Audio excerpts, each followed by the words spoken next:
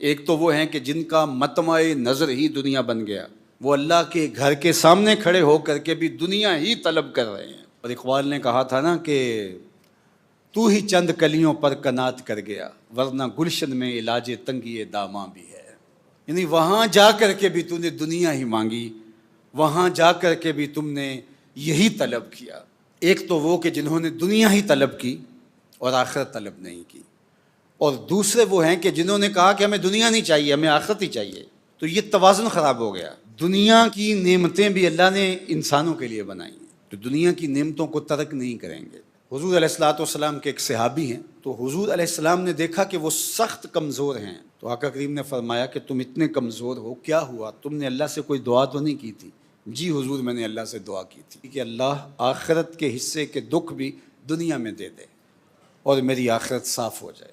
تو شاید میری دعا قبول ہو گئی، اور بہت مصیبتیں، تکلیفیں، آلام، مصائب انہوں نے مجھے توڑ کے رکھ دی، اور میری وہ حالت جو آپ کے سامنے ہے شاید اس وجہ سے ہے، دعا کی قبولیت کا نتیجہ ہے۔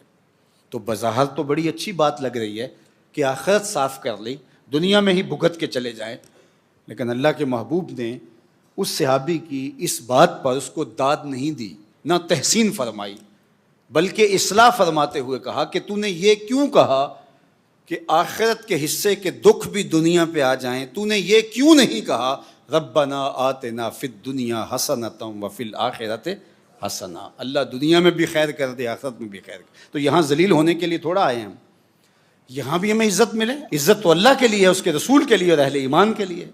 تو یہاں ایک آسودہ خوشگوار زندگی گزرے، لیکن آسودگی اور عیاشی میں فرق ہے۔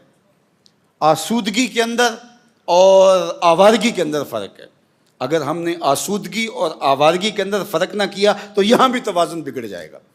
تو اس لیے ہمیں حسنات دنیا، تو حسنات دنیا کون سی ہوگی؟ دنیا کی وہ آسودگیاں جو شریعت کے دائرے میں ہمیں حاصل ہوتی ہیں اور تجاوز جس میں نہیں ہوتا، تو وہ ہم اللہ سے طلب کریں۔ اور اللہ کے محبوب کا یہ طریقہ تھا کہ دو چیزوں کے اندر جو ایسر تھی، یعنی آسان تھی، اس کو اختیار فرماتے۔